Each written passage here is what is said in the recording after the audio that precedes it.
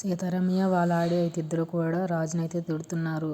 మరి నీ వల్ల మీ అమ్మ కూడా వెళ్ళిపోయింది అని చెప్పేసి అయితే కావ్య వల్లనే అమ్మ అక్కడికి వెళ్ళింది. కావ్యని అలా మాట్లాడి తననైతే తీసుకెళ్ళింది. అలా అయినా ఇక్కడికి వస్తుందని చెప్పేసి అయితే అదంతా నాకు అనవసరం, మా ఆవిడ నాకు ఇక్కడికి రావాలి, నువ్వు మీ పిల్లం కొట్టుకోండి ఏదైనా విడిపోండి అని చెప్పేసి అయితే వాళ్ళ నాన్న అంటూ ఉంటాడు. నువ్వు వెళ్ళి కావ్యాన్ని తీసుకురారా అని చెప్పేసి అయితే వాళ్ళ తాతయ్య నానమ్మ అయితే అంటూ ఉంటారు. అయినా కానీ వినట్లేదు.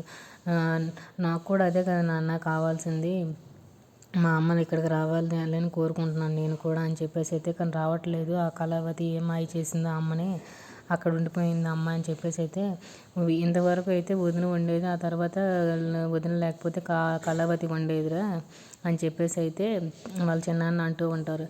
ఏముంది పిన్ని ఉంది కదా, పిన్ని వండుతుంది అంటే తన వంట సపరేట్గా వండుకుంటుంది తెలియదని అని చెప్పేసి అయితే అంటూ ఉంటుంది అనమాట. అంతలోగా వీళ్ళ నానమ్మ అయితే వంటగదిలోకి వెళ్ళి వంట చేస్తుండగా కాలిపోతుంది.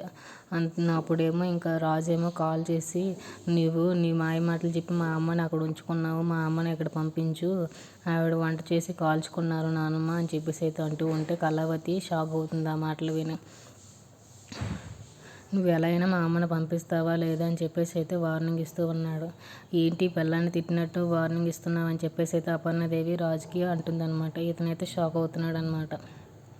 నీకు అంతగా ఇష్టం ఉంటే లేదంటే వచ్చి కళావతిని ఇంటికి తీసుకురా అని చెప్పేసి అయితే అంటూ ఉంటుంది అపర్ణదేవి. ఆ మాటలు విన్న కళావతి అయితే కొంచెం బాధగా ఉంటుందన్నమాట.